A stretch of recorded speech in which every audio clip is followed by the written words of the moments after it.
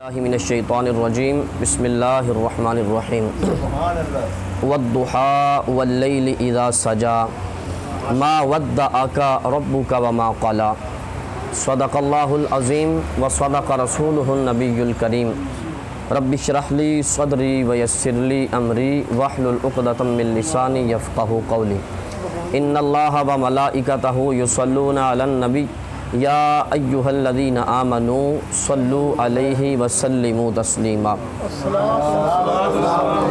الصلاۃ والسلام علیکہ یا سیدی یا رسول اللہ وعلی آلک واصحابک یا سیدی یا حبیب اللہ الصلاۃ والسلام علیکہ یا شفیع المذنبین۔ طے کہیں ڈاکٹر صاحب جو بڑی محبت کے ساتھ حضور کے ذکر پاک کی اس محفل پاک کا اہتمام فرماتے ہیں اور اس محفل میں آنے والا ہر فرد ہی مبارکباد کا مستحق ہے، کیونکہ یہ محفل جو ہے اس میں آتا وہی ہے کہ جس کو بلایا جاتا ہے،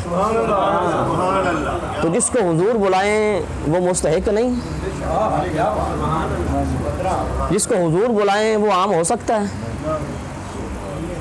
اور رہی یہ بات کہ آج کس موضوع پہ گفتگو ہوگی، تو وہ میری تلاوت کردہ آیات سے آپ کو پتہ چل گیا ہوگا کہ آج کس موضوع پہ گفتگو ہوگی۔ آج حسن مصطفیٰ کی بات ہوگی، آج تاجدار کائنات کے حسن بے مثال کی بات کرتے ہیں، وہ حسن پاک کہ جس کو حضرت حسان نے دیکھا تو بول اٹھے وَأَحْسَنَ مِنْكَ لَمْ تَرَ قَطُّ عَيْنِي،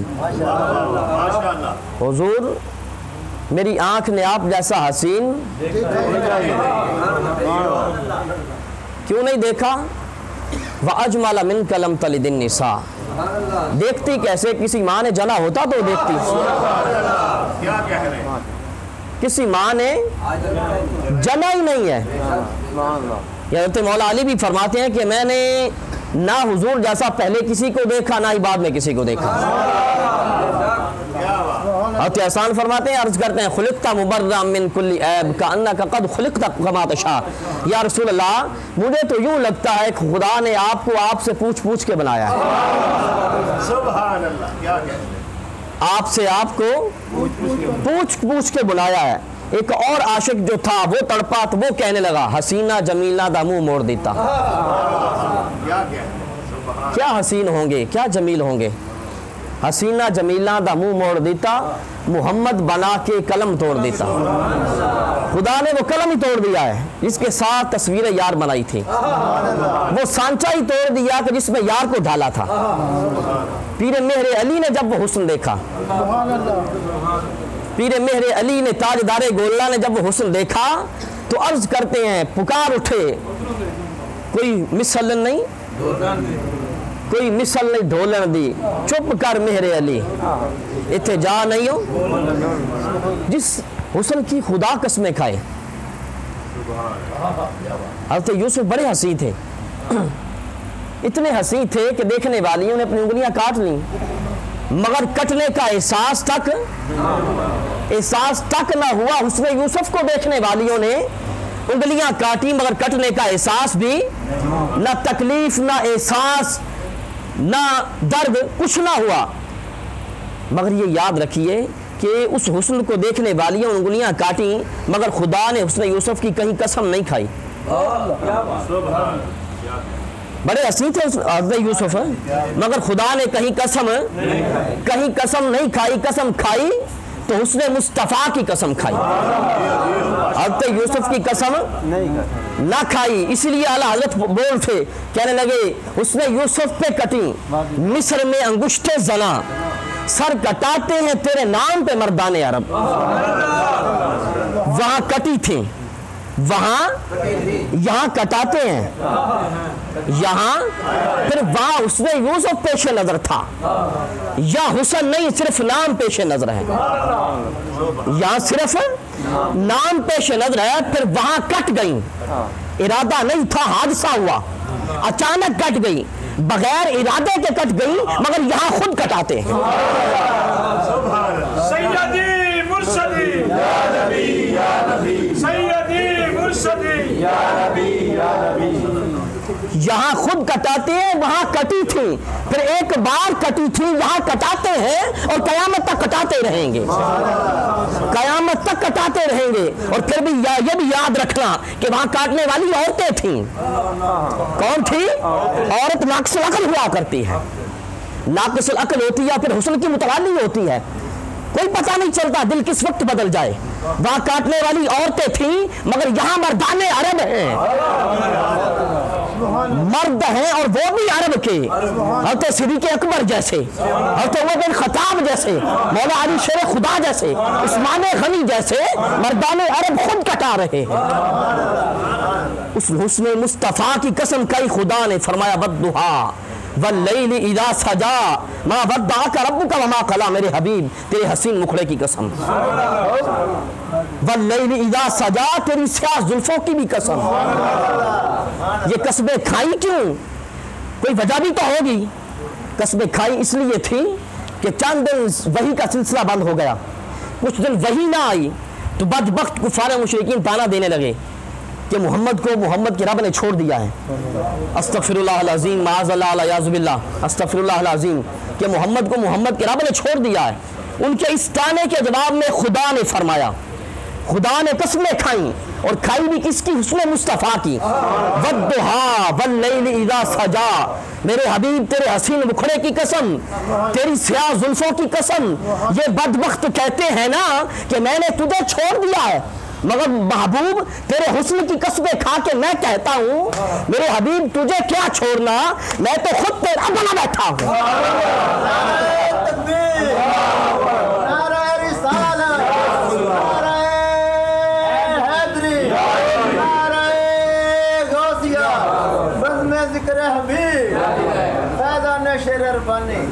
میں تو خود تیرا بنا بیٹھا ہوں۔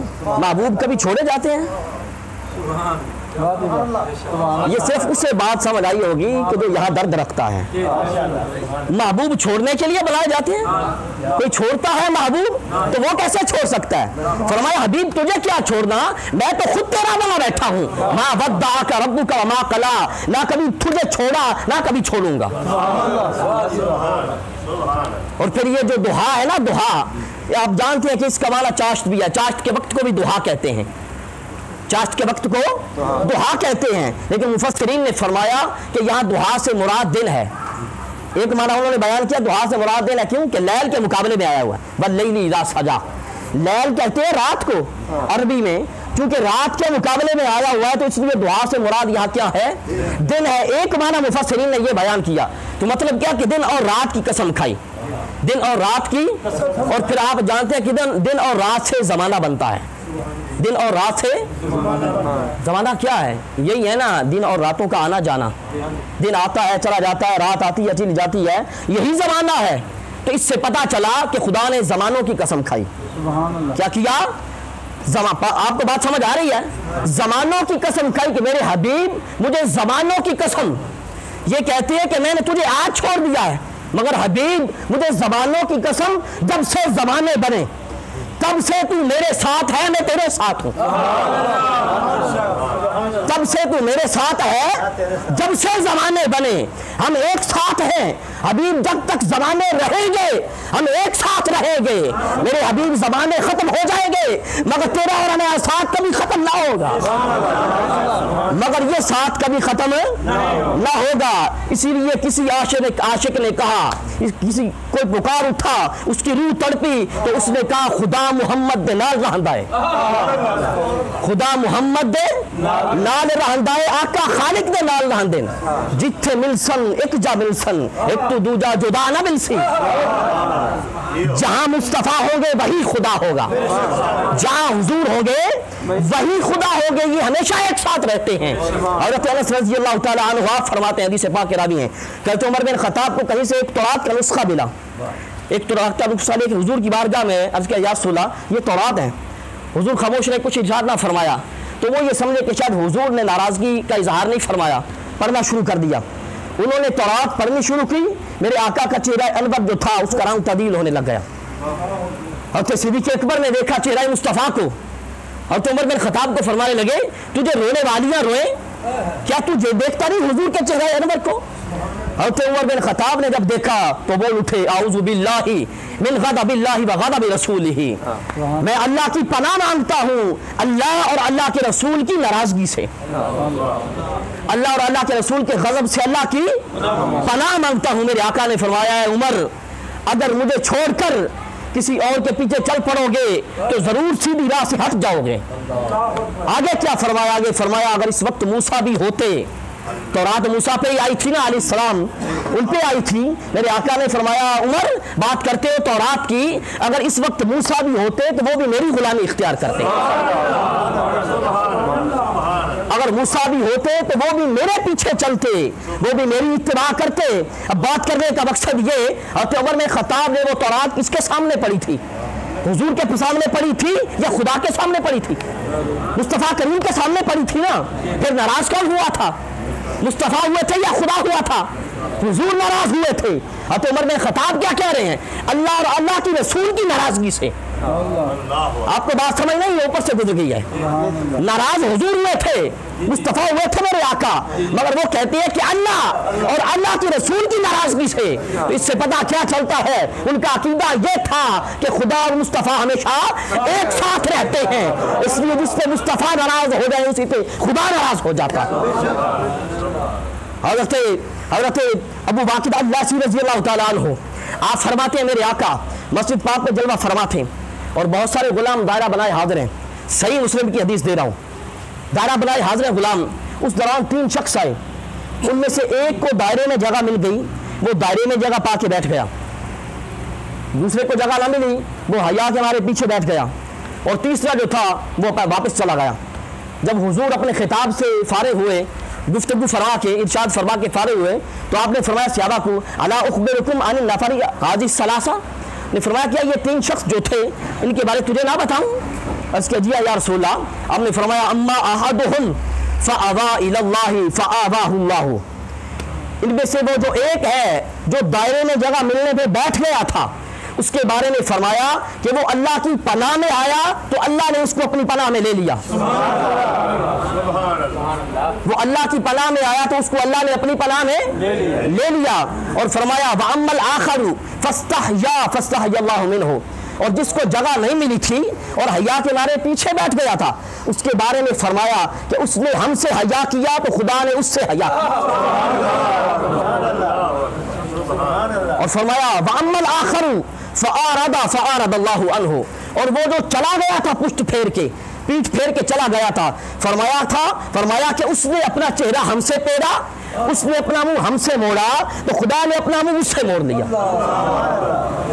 اب یہ کیوں تھا؟ وہاں حضور جلوہ فرما تھے نا، خدا تو نہیں بیٹھا تھا، خدا نہیں بیٹھتا، وہ بیٹھنے سے پاک ہے، کھڑا ہونے سے پاک ہے، وہ ہر جگہ موجود ہے، مگر وہاں خدا بیٹھا نہ تھا، حضور جلوہ فرما تھے، مگر میرے آقا نے فرمایا کہ وہ خدا کی پناہ میں آیا، خدا نے اس کو اپنی پناہ میں لے لیا، اس نے حیا کیا، خدا نے اس سے حیا کیا، اس نے چہرہ اپنا پھیرا، خدا نے اپنا منہ اس سے موڑ لیا۔ تو مطلب کیا؟ خدا اور مصطفیٰ ہمیشہ ایک ساتھ رہتے ہیں، جہاں مصطفیٰ کریم ہوتے ہیں وہیں خدا ہوتا ہے، تو اس لیے جو حضور کی پناہ میں آتا ہے وہ خدا کی پناہ میں آ جاتا ہے۔ جس نے حضور سے حیا کیا اس نے خدا سے حیا کیا، اور جس نے اپنا چہرہ حضور سے موڑا اس نے خدا سے اپنا منہ موڑ لیا، خدا نے اپنا منہ اس سے موڑ لیا۔ تو یہ ہے فرمایا میرے حبیب ہم ہمیشہ سے ایک ساتھ ہیں اور ہمیشہ ایک ساتھ رہیں گے، ہمیشہ ایک ساتھ ہیں، ہمیشہ ایک ساتھ رہیں گے۔ اور میں عرض کر چکا ہوں کہ دعا کا معنی چاشت بھی ہے، چاشت کے وقت کو بھی، اور یہ تو آپ سبھی جانتے ہیں نا چاشت کی نماز کا جو وقت ہوتا ہے وہ وقت چاشت ہوتا ہے، اور اس دعا کا معنی چاشت کا وقت بھی ہے۔ مطلب کیا کہ خدا نے چاشت کے وقت کی بھی قسم کھائی، چاشت کے وقت کی بھی یہ کیوں کھائی؟ یہ وہ وقت تھا کہ جس وقت میں، اسی وقت میں، چاشت کے وقت میں موسیٰ علیہ السلام سے فرعون کے جادوگروں کا مقابلہ ہوا تھا، اس وقت میں جادوگروں کا مقابلہ ہوا تھا موسیٰ علیہ السلام سے، اور پھر عاجز آ کر سجدے میں گر گئے تھے، عاجز آ کر سجدے میں گرے تھے۔ تو یہ اس وقت کی قسم کھانے کا مطلب یہ تھا، اس بات کی طرف اشارہ تھا کہ میرے حبیب ان کی باتوں سے گھبرانا نہیں، پریشان نہیں ہونا، یہ جو بدبخت آج تانے دینے والے ہیں نا، یہ آج تانے دے رہے ہیں، ایک وقت آئے گا یہی ہوں گے کہ تیرے ایک اشارے پر گردنیں کٹانے کو تیار ہوں گے، اور پھر انہی میں سے ہوں گے کہ جن کے دل تجھے سجدہ کرنے کو بچ لیں گے۔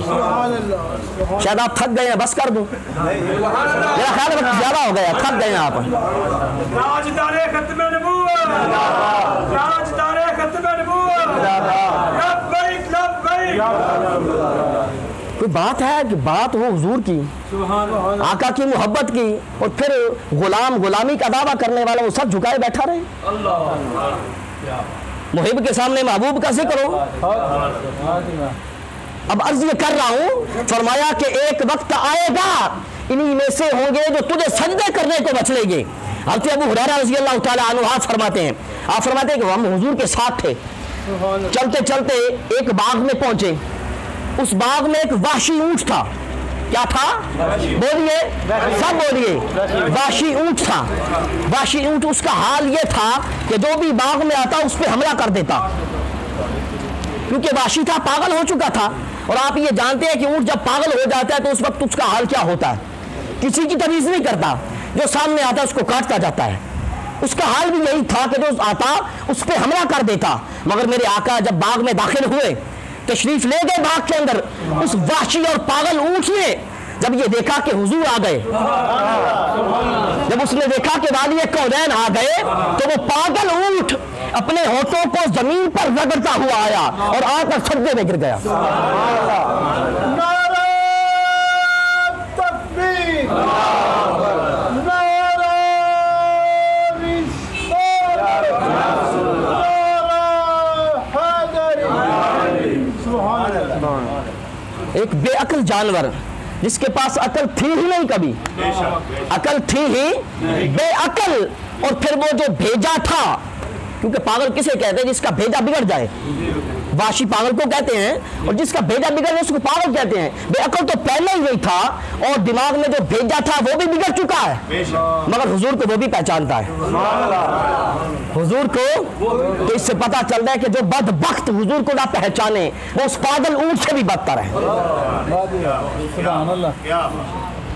اس پاگل اونٹ کے ساتھ وہ کھڑا ہو جائے اس کا حق نہیں بنتا، اس پاگل جانور سے بھی وہ بدتر ہے۔ وہ سجدے میں آیا، گر گیا پاگل اونٹ، وحشی اونٹ۔ صحابہ نے جب دیکھا کہ اونٹ سجدے میں گر گیا تو پکار اٹھے، یا رسول اللہ، ہم ان جانوروں سے زیادہ حقدار ہیں کہ ہم آپ کو سجدہ کیا کریں۔ کوئی پریشانی تو نہیں بات سن کے ہو رہی کہ بات سجدوں پہ آ گئی؟ یا کوئی ایسا بندہ بیٹھا ہے تو مجھے بتا دے، یہ حضور کے دیوانوں کی محفل ہے۔ عرض کہ رسول اللہ، ہم سجدے کے زیادہ حقدار ہیں، مگر حضور نے اجازت نہ دی۔ فرمایا نہیں، اجازت نہیں ہے، اجازت ہی نہیں ہے، پریشانی ختم ہو گئی ہے، اجازت نہیں ہے۔ حضرت انس رضی اللہ تعالیٰ عنہ آپ فرماتے ہیں کہ ہم اسی طرح ایک سفر میں تھے حضور کے ساتھ، ایک باغ میں پہنچے، اس باغ میں ایک بکری تھی۔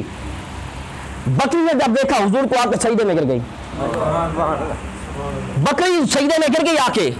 جب دیکھا تو حضرت صدیق اکبر پکار اٹھے، افضل البشر بعد الانبیاء بالتحقیق، انبیاء کے بعد سب سے افضل ذات، سب سے افضل شخصیت انبیاء کے بعد، وہ پکار اٹھے، یا رسول اللہ، ہم ان جانوروں سے زیادہ حقدار ہیں کہ ہم آپ کو سجدہ کیا کریں۔ مگر میرے آقا نے فرمایا نہیں، اجازت نہیں ہے، خدا کے سوا کسی کو اجازت نہیں ہے سجدے کی۔ مطلب کیا کہ ان کے دل مچلتے رہتے تھے مگر اجازت نہ تھی۔ یہی بات تھی میرے حبیب، ایک وقت آئے گا کہ یہ سجدے کو مچلیں گے۔ اور پھر یہ جو دعا کا چاشت کا وقت تھا، اسی وقت میں موسیٰ علیہ السلام سے کوہ طور پہ کلام فرمایا تھا، اسی وقت میں کوہ طور پہ، آخری بات ختم کر رہا ہوں، کوہ طور پہ اسی لمحے چاشت کے وقت میں ہی کلام کیا تھا۔ تو اس وقت کی قسم کھانے کا مقصد کیا تھا؟ اس بات کی طرف اشارہ تھا، میرے حبیب یہ تجھے چھوڑنے کی باتیں کرتے ہیں، یہ حبیب کو چھوڑنے کی باتیں کرتے ہیں، میں نے تو کلیم کو نہیں چھوڑا، میں نے تو موسیٰ کو نہیں چھوڑا، وہ تو کلیم تھا، میرے محبوب تو حبیب ہے، جب کلیم کو نہیں چھوڑا تو حبیب کو کیسے چھوڑ سکتا ہوں؟ میرے محبوب یاد رکھنا وہ کلیم تھے، اس لیے ان کو کوئی طور پہ بلایا۔ میرے محبوب ایک وقت آئے گا، ان کو طور پہ بلایا تھا، تجھے کعبہ کو صحیح اور اللہ کے مقام پر آ کے بٹھاؤں گا۔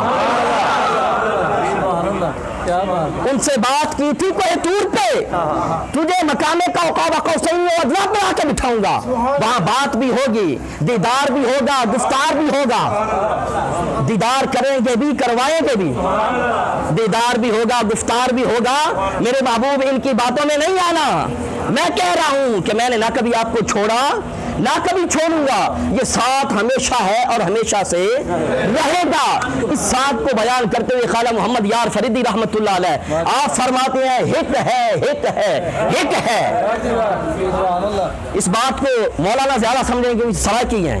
फरमाते हिक है, हिक है, हिक है, हिक दी हर दम सिक है, जेड़ा हिक को दू कर जाने वो काफिर ते मुशरिक है। अल्लाह पाक समझ की तौफीक अता फरमाए।